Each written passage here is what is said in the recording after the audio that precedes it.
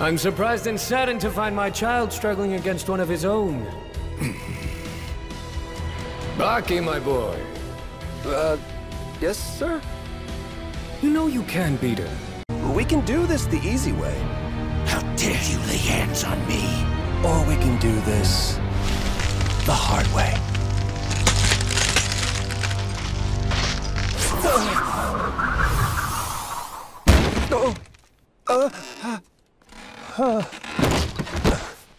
I didn't actually think it would work on you anyway. I mean, come on, to the amazing ogre at Tachishime is mere child's play. Siya nga pala mga kaibigan, part 1 pa lang ito. Yung animation series sa part 2 ko na-upload mga kaibigan, stay tuned. Pasilip ko lang yung mga laban nilang dalawa ng kaunti sa animation bago natin review, kaya kung hindi ka pa nakapag-subscribe hit mo na yan kaibigan.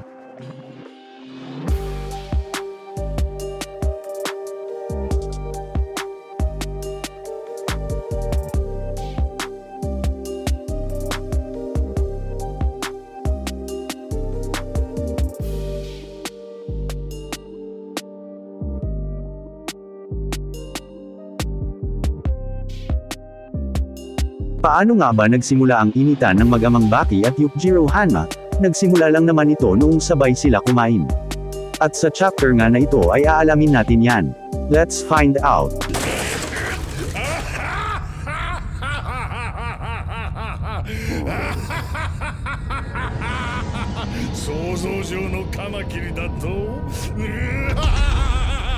Nagsimula ang chapter na ito noong sinabi ni Baki Hanma kay Stray Dom na gusto niya makasabay sa pagkain si Yukjiro Hanma.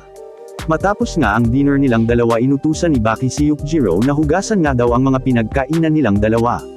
"Hey dad, pwede bang hugasan mo yung mga platong ginamit natin?" ang sabi ni Baki kay Yukjiro.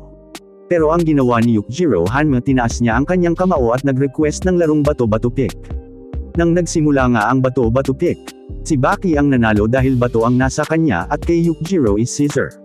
Pero ang ginawa ni Yukjiro ay kinot niya ang bato at sinabi, "Ayan, tabla na ang laban." At umalis na nga si Yukjiro Hanma at nag-iwan ng bilin kay Baki na, "Bukas ng gabi kakain tayo ng dinner in my style," ang sabi ni Yukjiro kay Baki. Nang dumating na nga si Baki para sa dinner ulit nilang mag-ama, nagalit si Yukjiro Hanma dahil hindi man lang nag-proper attire ng damit si Baki sa kanilang dinner.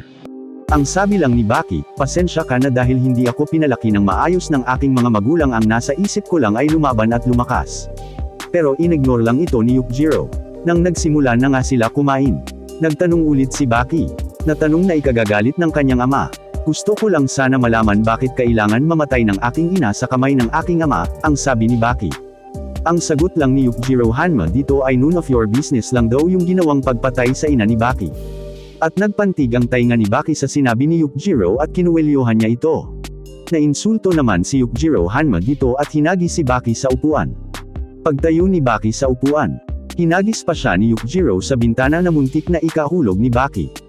At nang makaakyat ulit si Baki sa building, dinakot ni Yukjiro ang mukha ni Baki. At dinala mula sa taas ng building si Baki, head first smashing into this car. Umatake din naman si Baki pero sinundan agad ng kurot ang mukha ni Baki. Palagay ko parang dinisiplina lang ni Yukjiro si Baki since anak nga niya ito. At sinundan nga ni Baki ng sipa si Yukjiro sa mukha at nakaiwas naman ito agad. At syempre alam ni Yukjiro na siya ang tatay. Pinalo niya si Baki sa puwet na parang disiplina ng isang ama sa anak. Namalipot naman si Baki sa sakit sa pagpalo ng kanyang ama sa kanyang puwet. Pero siraulo talagang itong si Baki. Ginamitan niya ng whip strike ang kanyang ama na kung saan halos masaktan ito sa ginawa ni Baki. At dito nga naging seryoso si Yukjiro. At hinamon na lang si Baki ng one-on-one sa labas. Bago pa man makapagsalita si Yukjiro Hanma, ginamitan na naman siya ng teknik ni Baki ng cockroach dash na kung saan ang dashing speed nito ay 168 miles per hour at tumilapon nga dito si Yukjiro. Pero mabilis naman agad ito napigilan ni Yukjiro Hanma. Pero hindi pa dito natapos si Baki Hanma sa pag-atake. Sinipa niya sa mukha si Yukjiro Hanma na kung saan nagpangiti pa sa mukha ng kanyang ama. At nahawakan nga siya dito ni Yukjiro at ibabalibag sana nang makita nilang madami na pala ang nanunood sa kanilang dalawa. Pero walang pakialam si Baki, patuloy pa din ang pag-atake niya sa kanyang ama. At nang mahawakan nga siya ni Yukjiro Hanma, hinagis siya nito ng napakalayo. At nang nakahiga nga si Baki sa sahig, naririnig niya ang mga sigaw ng mga tao. Pero matigas talaga itong si Baki. Sumugod na naman ang napakaraming suntok kay Yujiro Hanma. At sa sobrang kunat nga ni Yujiro Hanma ginamit ni Baki ang Triceratops Fist. At gulat na gulat nga dito si Yujiro Hanma.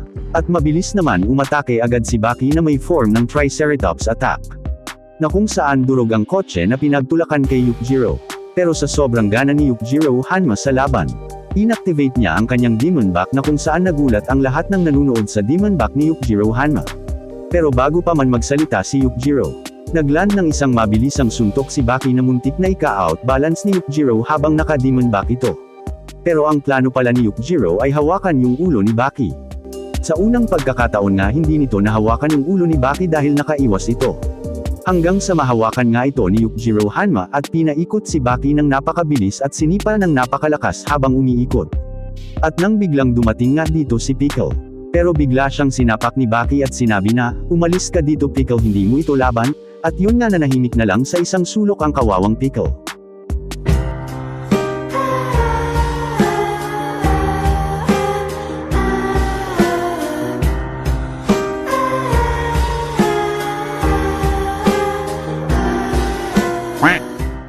At nang babanatan na ulit ni Yujiro Hanma si Baki nakaiwas ito at hinawakan ni Baki ang braso ng kanyang ama at sinubmission niya ito sa sahig. Pero habang nakasubmission si Yujiro Hanma, madali naman ito kaagad nakaalis kay Baki. Pero patuloy pa din sa pag-atake itong si Baki hanggang sa tamaan niya si Yujiro Hanma na nagpatalsek dito ng malayo. Pero mabilis naman agad nakapag-counter si Yujiro Hanma at sinikmuraan si Baki na kung saan si Baki naman ang tumalsik ng malayo at sinundan agad-agad ng malakas na suntok at mabilisang sipa at kung saan na unconscious si Baki dito. Nagulat ako dito kasi naka-activate na pala yung Demon Back ni Baki during laban nila. Nang biglang lumitaw ang lolo ni Baki na si Yujiro Hanma, at nagsalita sa maraming nanunood na, "Mag-subscribe kayo for more Baki content," ang sabi ni Yujiro sa mga nanunood ngayon. Anyways marami ang nagulat nang biglaan nga lumabas itong si Yujiro Hanma at nagulat din dito si Yujiro Hanma sa pagpapakita sa kanila ni Baki. At sinabi nito kay Baki na, "Make sure you win," ang sabi ng lolo niya sa kanya. At bigla na lang itong nawala, nang nagpatuloy na nga yung laban. Ginamit ni Yujiro Hanma yung teknik ng kanyang ama na dress technique. At hinawakan si Baki sa paa nito at winisiwa si Baki hanggang makawala si Baki sa dress technique ng kanyang ama. At binigyan ng dalawang magkabilang combo ni Baki si Yujiro ng suntok at sipa sa mukha. At ang pinaka-trademark kick ni Baki na sipa sa bayag na nagpaupo kay Yujiro Hanma. Real talk mga kaibigan, mabayagan ka talaga sa totoong buhay, napakasakit talaga, iyak ka talaga. Anyways nagpatuloy pa din ang palitan ng mga suntok at sipa ng mag-amang Hanma. Halos lamang na si Baki sa laban nang biglang dumating ang girlfriend ni Baki na itigil na daw ang laban. Pero nagpatuloy pa din si Yujiro sa pag-atake kay Baki Hanma. At hindi naman nagpatalo si Baki ng mga counter kick at punch nito, halos wala nang pakialam ang dalawang mag-ama sa paligid nila. Nang napansin ni Yujiro Hanma ang girlfriend ni Baki at nagpasalamat pa ito na lumakas nga daw si Baki. Pero binanatan pa din siya ni Baki. Nasabay tumama ang mga suntok nila sa kanilang mga mukha at double uppercut na sabay. At walang tigil na sagupaan ng dalawa. Naku mga kaibigan, ang sarap siguro panoorin sa animated tung laban nilang dalawa. At nang malak nga ni Baki ang leeg ni Yujiro, inislam lang siya ni Yujiro para makawala sa choke. At binigyan ng malakas na sipa ni Baki sa leeg ulit si Yujiro Hanma. Sabi ni Yujiro Hanma na tatapusin ko na itong laban. Ginamit ni Yujiro ang kanyang iconic attack na FPJ Pumpyang na ginamit niya kay Kako Kayo at ina ni Baki. Pero hindi tumalab ito kay Baki Hanma. At patuloy pa din ang atake ni Baki sa kanyang ama, na halos sumasabay na si Baki Hanma sa pakikipagbanatan kay Yujiro Hanma. Palagay ko dito mga kaibigan, yung Demon Back nilang mag-amais naka-activated habang naglalaban sila. Habang pinagbabanatan siya ni Baki Hanma, niyakap siya ng kanyang ama at pinigan ng malakas habang yakap siya nito. Ito yung similarity sa ina ni Baki na namatay sa yakap at ginawa nga din niya ito kay Baki. At dito nga nawala ng malay si Baki Hanma. At sinabi ni Yujiro Hanma dito na, tapos na ang laban. Nang paalis na nga si Yujiro Hanma bigla, may umatake sa likuran ni Yujiro Hanma, which is imagination na lang ito ni Baki. And nagbigay naman ng isang soup si Yujiro Hanma kay Baki at pinakain niya ito para makabawi ng lakas sa laban, pero ito mga kaibigan, it's just a imagination lang nilang dalawa. May ability kasi ang mga Hanma na imagination. Habang nag-uusap ang mag-ama, sinabi ni Yujiro Hanma na si Baki ang the strongest creature alive na papalit sa kanya. Pero hindi ito tinanggap ni Baki dahil he admit na natalo siya sa laban nilang dalawa. Pero sa end ng chapter na binigay ni Yukijiro Hanma yung title niya kay Baki na The Strongest Creature Alive. At dito natatapos ang Father and Son arc, the third manga series ng Baki Hanma. Grabe yung mga fighting style nila, nakakasabik, tuloy abangan ang mga ganitong laban. Kayo mga kaibigan, palagay nyo deserve ba ni Baki Hanma yung title na binibigay ni Yukijiro Hanma sa kanya? Comment down below, pero syempre kung nagustuhan mo ang ating review sa Father and Son arc. Pwede ba ako makahingi ng kahit isang likes nyo at masaya na ako dun mga kaibigan. See you in the next video guys, madaming salamat. We are really high up. Oh, look who's here. Man, this is crazy. Uh-oh, here comes the ground.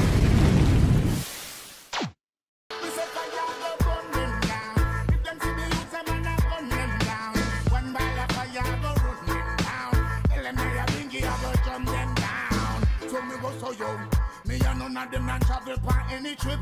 In the seat of corruption, me say many sit.